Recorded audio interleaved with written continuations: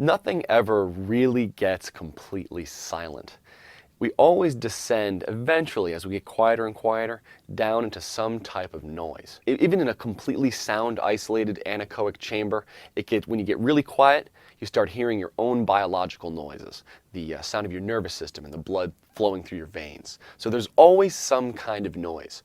And as we get quieter and quieter, we're getting down into it.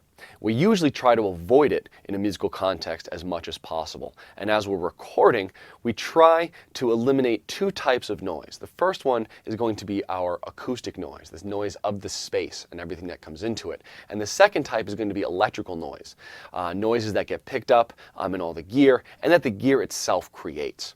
And I'd like to talk about just some strategies for avoiding both of these during the production process while you're recording. Every time you set up to record, you always want to remember that you're recording the instrument in a space.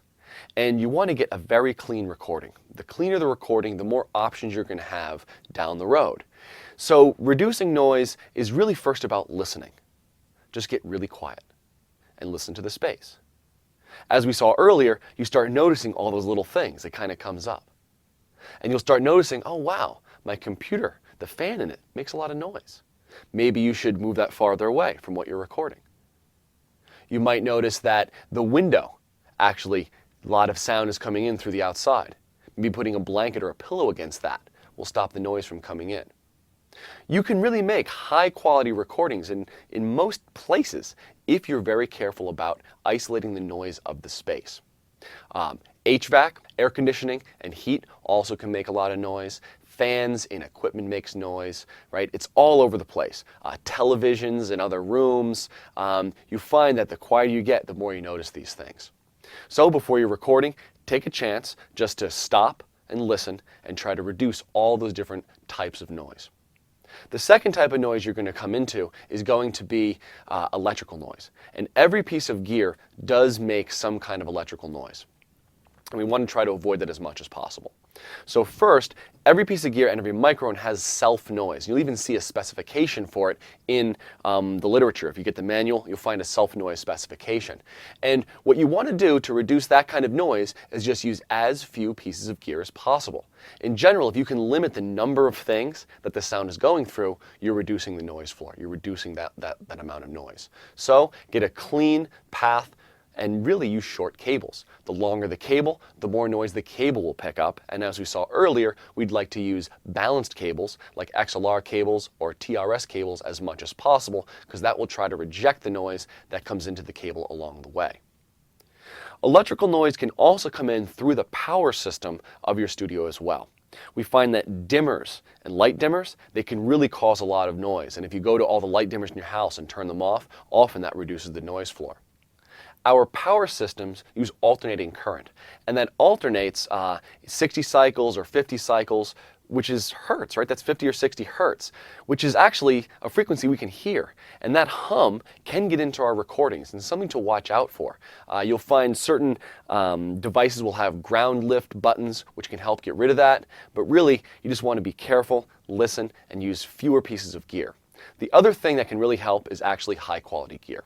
The more expensive a piece of gear is, the more they've taken care to avoid this kind of noise and protect the device from that noise. You find that things that have a lot of metal tend to be a bit quieter, and those plasticky devices, they tend to have a lot of noise.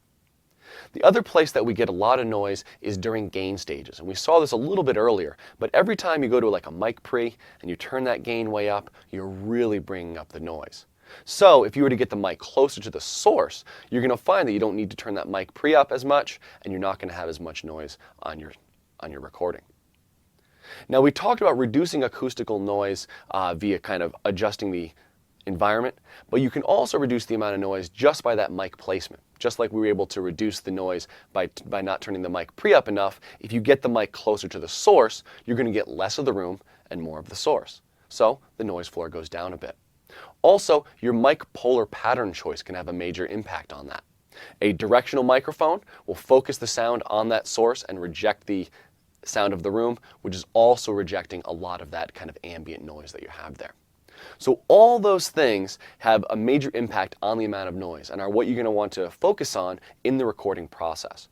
Now we do have some tools that can reduce that noise in the post-production process, but don't rely on those. Don't try to fix it in the mix. Instead, correct the acoustics, correct the electrical noise in the beginning, and you'll have to do much less in the end.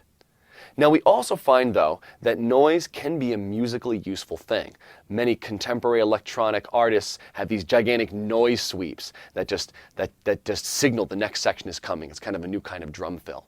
And it can be useful because it fills up the spectrum. It just makes everything seem loud and powerful. So don't discount the use of it, but always use it musically and when you want. Don't have it in there kind of by accident.